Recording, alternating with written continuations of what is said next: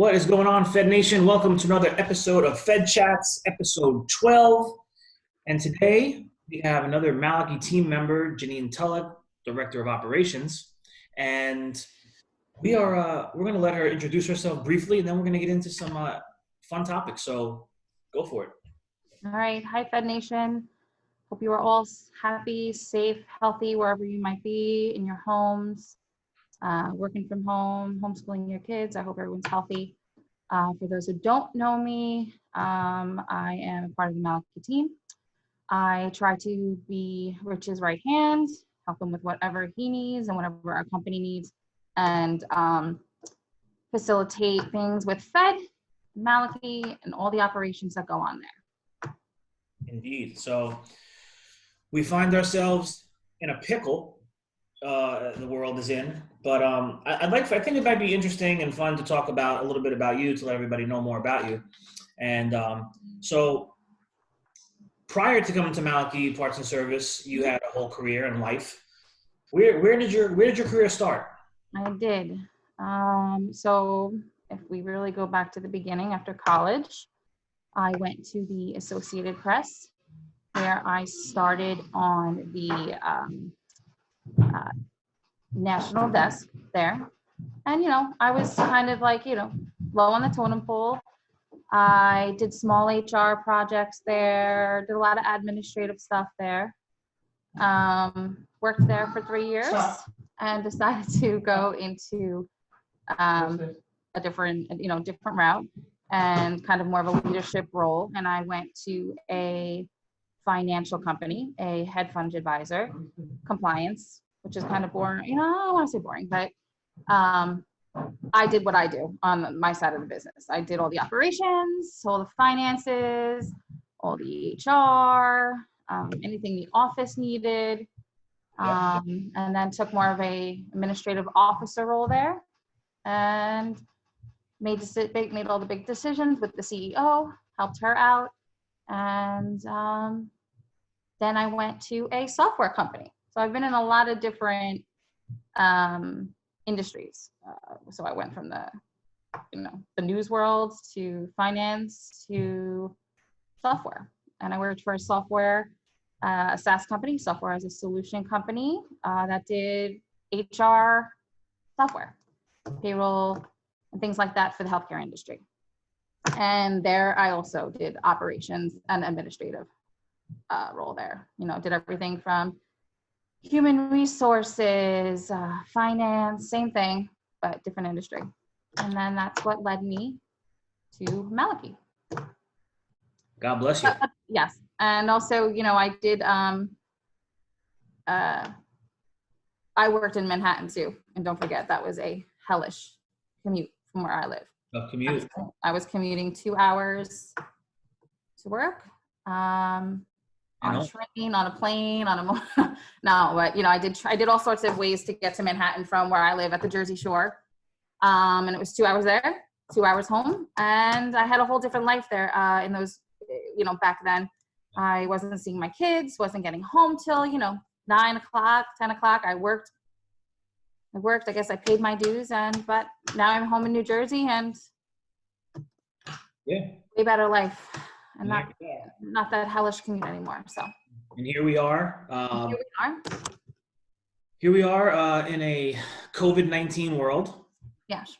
And you've been home for several weeks, like all of us. So you're home. For everyone that doesn't know as well, you're a mom. You got some girls in that house. What's going on in that house during COVID-19 pandemic craziness? I have 3 girls in my house. I have a 15-year-old. An 8-year-old.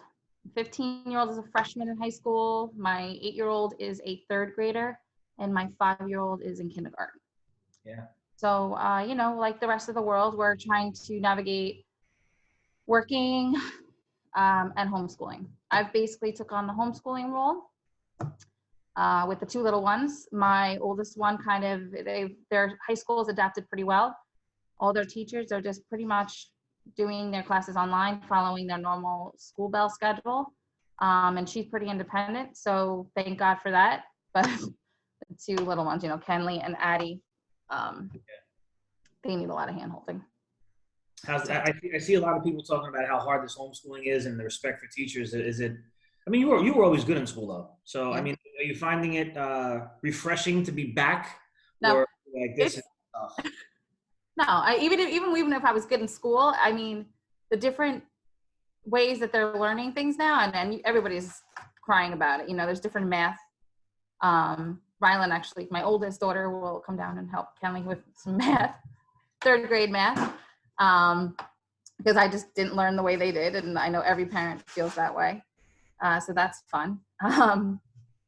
But there's 20 different websites you have to log into to record them and have them do their work. And I know every parent in America is dealing with it right now as best we can. I have to say the teachers have done a really, really good job.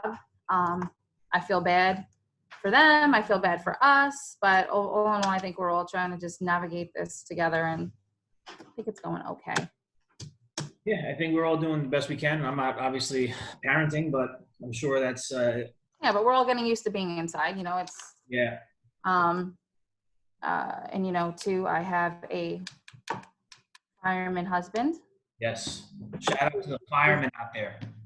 Yes, who just got home from work this morning, and we go through our new norm of him changing in the garage, running from the garage in a robe to our back door, where our shower back there is, and he showers again after coming home from the firehouse. Mm-hmm. So that is interesting, and we're just trying to keep us all, you know, as safe as possible, and you know, Yeah. Yeah. I mean, this is fun. It changed overnight. I mean, we were just planning for Chicago trips to an NRA and all these different things we had going on here. And I think, aren't we supposed to be in right now Palm Springs we would be in today? We would be in Palm Springs, California right now. We would have left, right? Today, Monday? Yeah, I think we'd be there. Yeah. The 21st, I think we would have left. Yeah. So we would have been in California right now at this new conference that we were invited to go to. Field But service. Yeah. Big one. That was new for us too. That was going to be a big one because and Roger Smelser is the one who invited us, and Yes. that's a whole other side of the spectrum for us. Is there? You're gonna have Dell, you're gonna have GE. I know. I was looking forward. I was really looking forward to it. I know they've rescheduled it. I think October, but who even? Well, I'll tell you what, it's been rescheduled, and if you look, it's very close to overlapping the Davis Ware conference that we're supposed to be going to. Or I think I'm supposed to be speaking there, but it's very close to that, to the overlap. So I got to see what days if this is all still going to happen in September. I might have to go from Palm Springs, California, and very quickly shoot down to Dallas. So at least it breaks it up a little bit. Yeah, how it actually all works out. If any of this even still stays on, because who knows what's going to be canceled. I know they're shutting I mean, I here in New Jersey, you know, I like you said, and I know you said in another one of your Fed chats how it is a little different here in the tri-state area. Yeah, we just have so many people, and we have so many cases that they're shutting. You know, they're shutting. I don't know how everywhere else, and I really haven't been paying attention to what other states are doing. But you know, we're shutting down parks, beaches. You know, they shut down even New York City. Actually, not New York City. I think it's New York State. They shut down all public pools for the summer and things like that already. So, I mean, I have so there's a website that I go to that I found that I really love, and I don't know if you know, it's Worldometer. I don't know if you've been there. I think you've sent it to me. Yeah. The numbers, right? Yeah. These numbers, these are numbers right now. I don't know if we can see them, but I'll just read them. So New York, total cases 262,000, and New Jersey just about 100,000. And it says today, as of right now, new cases in New Jersey 4,100. So we're still on the incline. And I was hoping though by now we'd start to see. I mean, we've had almost 5,500 deaths to New York's 20,000. So between us and New York, it's 25,000. I mean, we hold the highest numbers. Massachusetts is in third with 42,000 cases. Yeah, I'm pulling it up right now. I found California 37,000, Pennsylvania 36,000, Illinois 35,000. Florida's got new cases coming in. I mean, we're not out of the woods yet. and I know people want to get back to the grind and back to work and back to hustling, but you know, with I know. Zoom, I'm in here, my wheels are turning and spinning, and I'm thinking about the new norms or the new beginnings that all these businesses are going to have. Zoom for us, I think, is going to be super crucial. Staying in touch with customers and reps, and instead of traveling, we could just do this. I know. It's going to be a new world after this. I mean, I think even for big businesses that have big real estate, and it could be, I'm talking about expensive real estate in Manhattan. Everybody's learning a new way to work. You know, you may not have as many people going into the office after this as it is.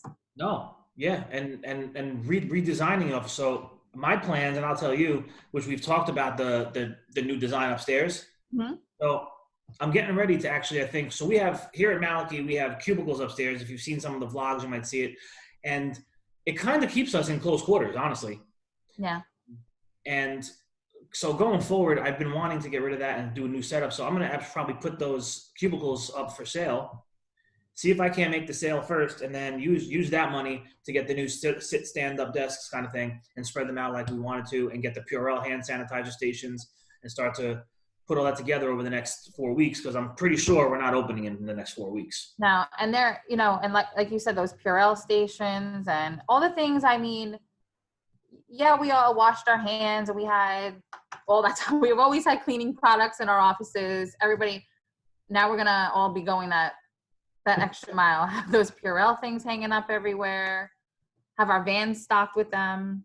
Oh yeah, yeah. That's one of the things I've been thinking about. What kind of packages? I mean, they've always had those type of things, but it's now so even more.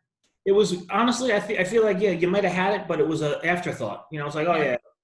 But now sanitizing and all these different things are forefront. So now I think now it's going to be one of those things that it's every single day, and I don't think it's going to go away for a long time. I think we'll eventually get back to, elbow to elbow, hanging out, and all that stuff. But I think it's a long time away for that to be. It's going to be a slow roll back into the offices or just life in general or being near each other. It's a whole new world when you're out walking the streets.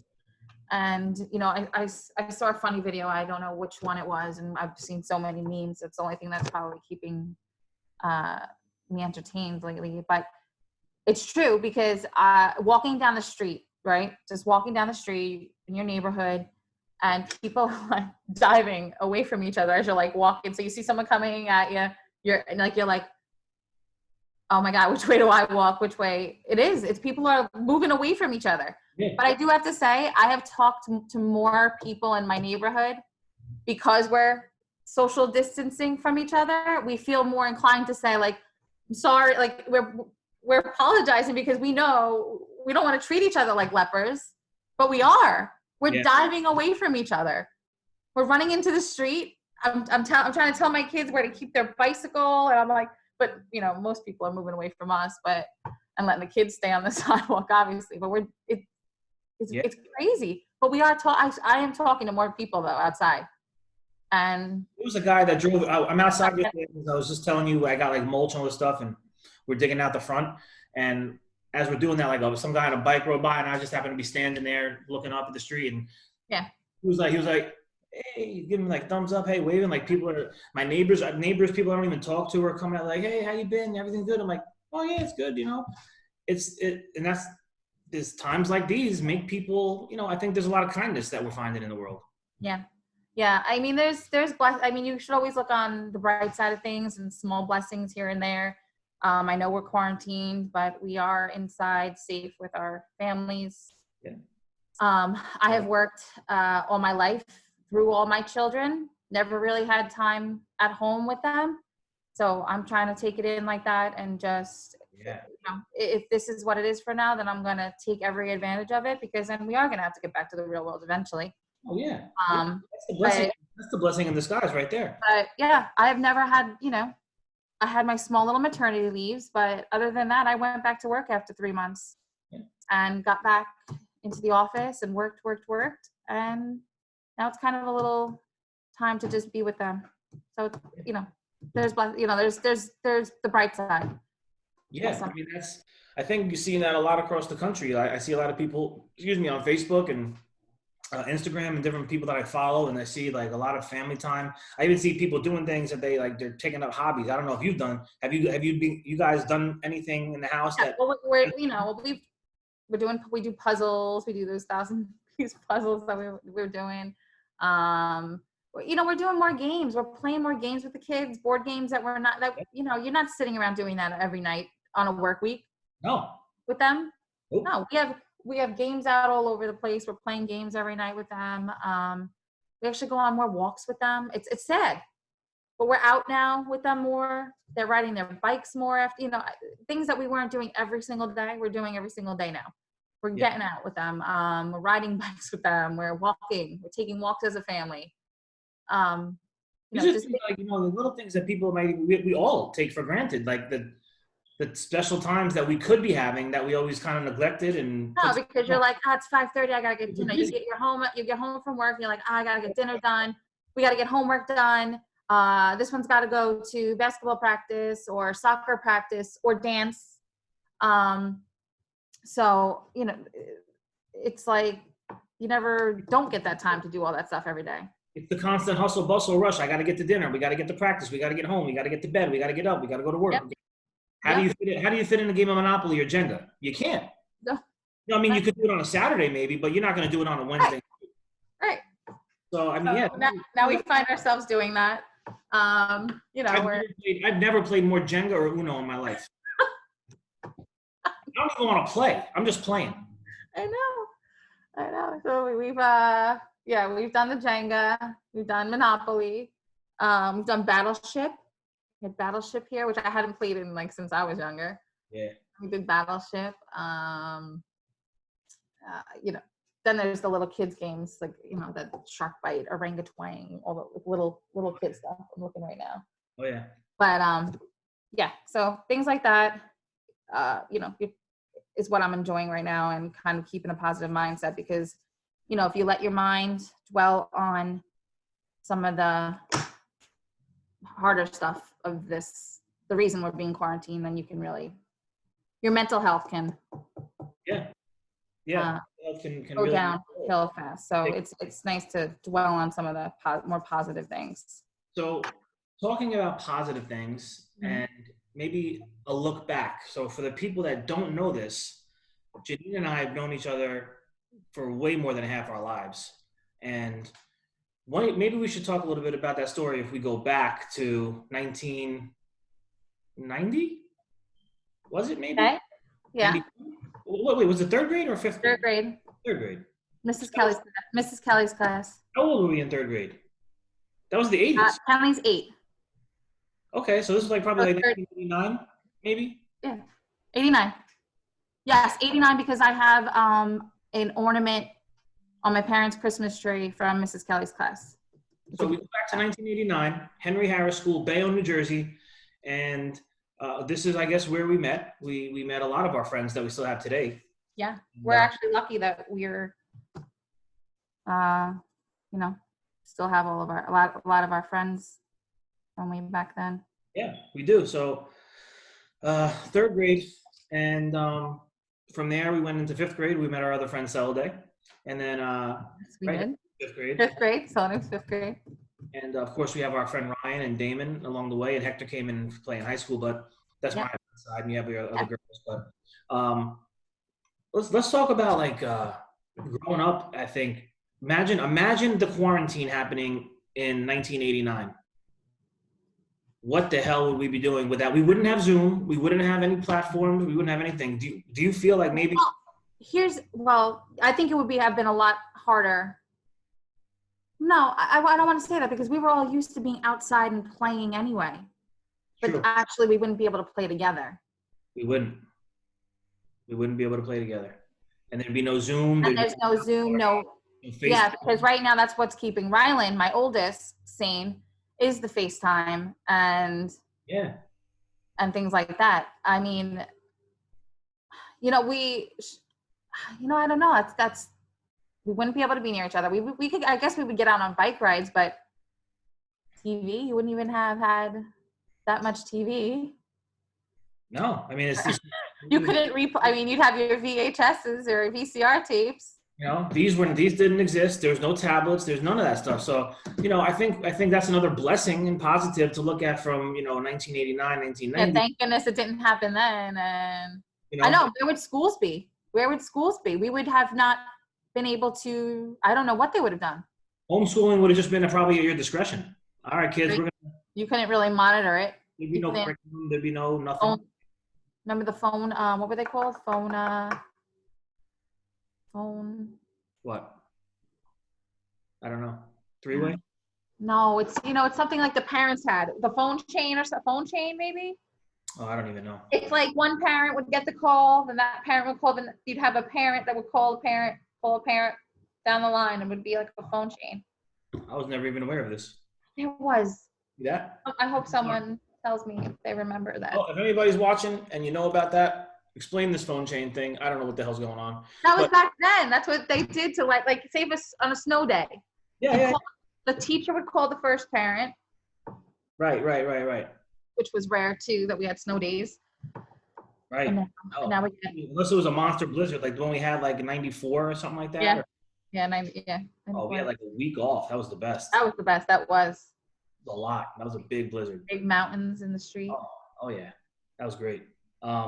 But also in all those years and all those times, I've been I've been talking with everybody's 9/11 story, and we live very close to each other, so we, but we had different days. So Yep. tell everybody your 9/11 story. I was at Rutgers. I was on the New Brunswick? Yep, New Brunswick. I was with my two friends from high school that actually went to Rutgers with me, Allison, who is a nurse. I don't know if she's going to see this on the FEDD channel, but either way. So shout out to all the nurses. Yes, shout out to nurses, and my friend Megan. And I was sleeping still. I was in college. So they busted in my room. And they said, Neen, I think you should come watch what's on TV. So it took me a few minutes to kind of, figure out anything, just kind of waking up, and I'm like, what am I looking at? And then finally, when it all kicked in, I obviously got really scared because my mom was over in New York working. My aunts were over in my couple of my aunts were over there working. One of them at the World Trade Center, my Aunt Sue.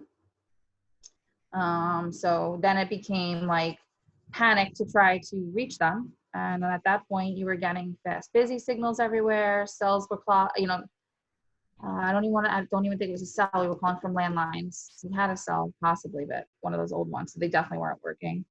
Yeah. And then, one of the biggest things I remember about that day is being like outside of my like dorm apartment. And it was just the most beautiful day out near Rutgers. And all I wanted to do was be home at that point and look outside and see our skyline, which, we kind of took for granted because we literally pass it every single day. Or you look at your window and you can see New York City, or you're just driving up, on the turnpike or anywhere. It's our backyard. It was our backyard for so long. So, all I wanted to do at that point was get home.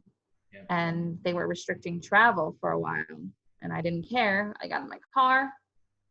I stayed most of the day at school until once I found out my mom was safe and things like, and, my aunts, got home, got through ferries and however long it took them to get home. Once I found all that, then I got, I hightailed it home and kind of wrote it out all, there at that point. So that was my story. I'm lucky. I'm one of the lucky ones where my family was over there and they're all okay. Yeah. So. Yeah. And I know 9/11 is significantly different than what we're experiencing now, but I'm just in the tragedy sense, I like to talk to kids. Remember, because you just remember, you're always going to remember. We're going to remember this forever. You're going to remember this. You're going to know where you were. You're going to know what you were doing. You're going to talk about the pandemic. We were stuck in our house. We drank 6 cases of wine in 2 weeks. We went through 4 bottles of whiskey in 4 days. There's all kinds of virtual happy hours going on, which we're putting one on this Friday for the first time. Just a fun fact. I live at the Jersey Shore. So obviously we're big summer businesses. We rely on the bennies coming up from, north, from New York, wherever they come from, for our small businesses here in our, but the liquor store, we were talking to the owner of a local liquor store in town, and he said he surpassed his summer numbers already. Wow. That he does in the summer. Wow. Yeah. I mean, I believe it. I mean, that's, what else can you do? People are enjoying their virtual happy hours. Oh, yeah. Can't say we haven't, but yeah. And that's why I decided. Not during your lives, though. No.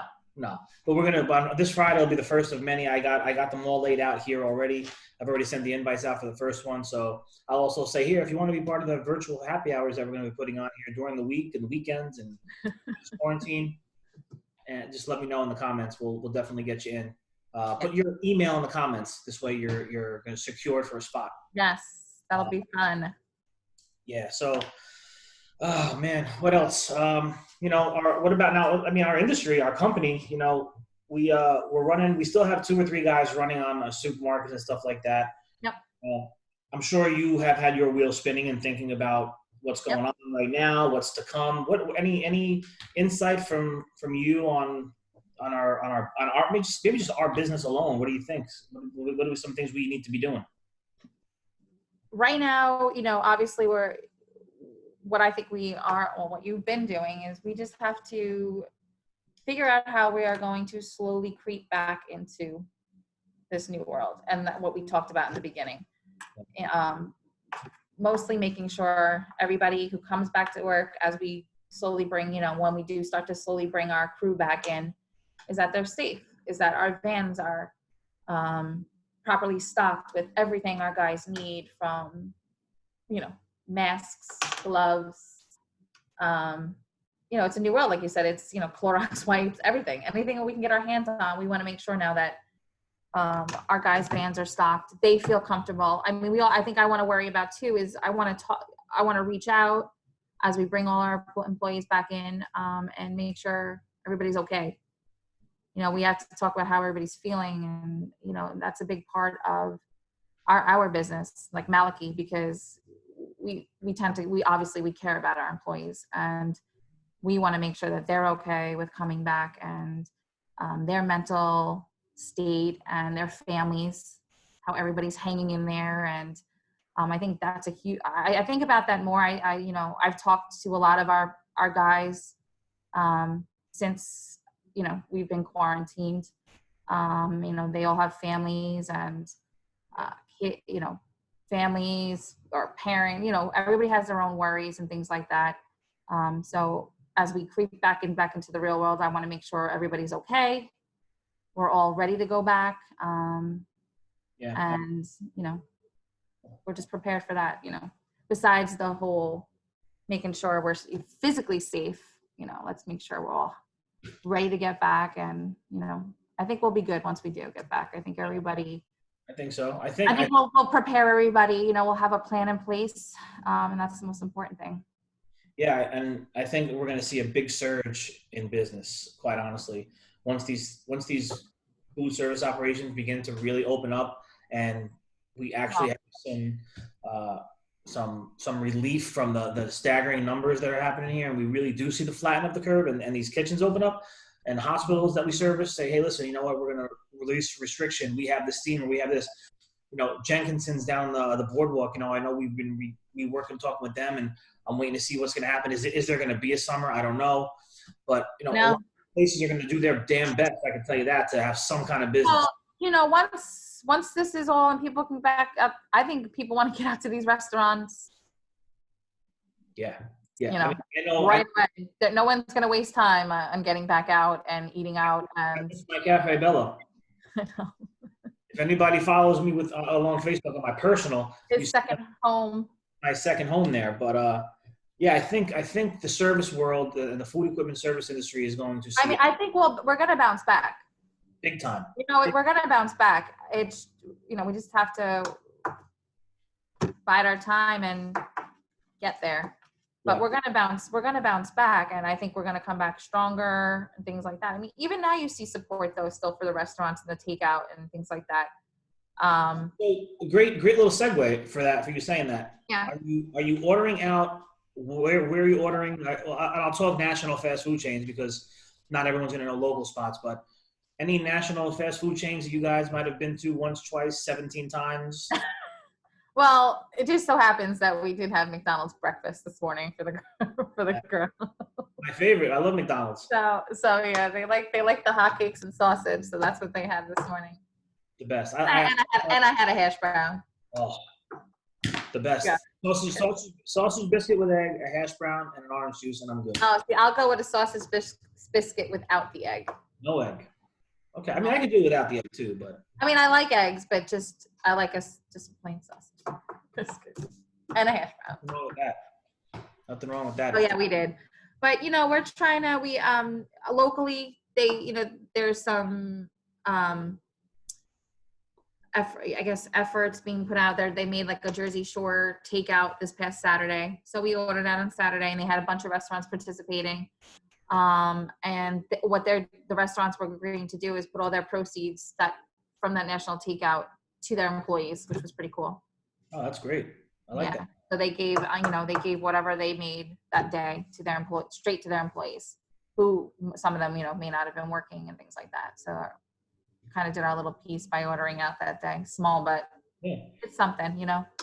I mean, that just, and with social media and the news and all these places, they love to focus on all these horrible things that may or may not be happening, like fake news all over the place, who knows, but when you really boil it down to the local places and all the people I've been talking to across the country, there's so much good in the world and so much kindness in the world and so much understanding. You do see it more during these times. And like you said, and not to compare it to 9/11, because it's not like that, but 9/11, there was this feeling of everybody in that together. And you had that for the couple, the weeks after that, well, people stopped and cared and talked more and listened to each other and helped each other. And that's kind of what I feel, like I said, when you're outside, you're talking to your neighbors more. You have time to sit and say, hey, how are you doing? And really listen to the answer and maybe talk instead of saying, oh, I'm good. See you. Hey, Joe. Hey, Janine. All right, see you later. But you're actually taking the time and, finding out he's stuck in his house with, his college son that just came home and he's going crazy and he's playing his guitar 24/7 and he's ready to throw the guitar out the window. You start to learn these stories of your neighbors and friends. Listen, I've been going, you've seen, I've gone on my personal Facebook doing karaoke and, Friday and Saturday nights around 9-10 o'clock at night. And it was always a little bit of a hobby of mine, I enjoy doing that every now and then. So I started doing it in my living room. Yes. Where was the last one where were we with everybody? The last time I out with karaoke? Nothing. No, when we were away. The big One of our NAFM, right? In Orlando. The big stage was Yeah. Yeah. Yeah. A little Jason Mraz, I'm yours. I didn't. I do have the video, so Thank the Cokers for that. Yes, thanks TJ and Deb. Thank you so much for getting me on stage. But they always do. Somehow they always. Yeah. Yes. So what else? What else do we want to cover here? Anything? I have a sneak here. Oh, good. Well, so we have a special guest. So introduce yourself. What's your name? Addie. And how old are you? 5. 5. And how are you liking mom being home every day? I love it. Do? Because we get to go on bike riding more and scooter riding more. Right. Said that. Right? I All right. love that. Stuff. I was actually surprised that they've been as quiet as they have during this. Yeah. No, I mean, and I think that's a great place to kind of slow this down and tell everybody that's if nothing else, there's your reasons. Yep. And, my whys. And your whys. And so any last encouraging words for Fed Nation? I think let's all hang in there. Let's take it day by day. Let's continue to support each other, our customers, our restaurants and hospitals, and let's keep staying home for the first responders, nurses, even the grocery workers. Let's just stay home, and hopefully they all come home safe to their families, and we all come out of this healthy and back to normal. So this is Fed Chat number 12, ladies and gentlemen. I appreciate you being here with us on another one. More to come. I will just tell you, coming up the next several days, we have Jason Wang and we have Dan Deibler and some more people coming. So be prepared. We are going to continue to light this thing up. Fed chats, and virtual happy hours. We're not going to stop. This pandemic can't stop this industry. So No, I look forward to seeing everybody in the real world soon. Me too. And with that, have a blessed day. And in the words of Ellen, which I always love to say, be kind to one another. Praise.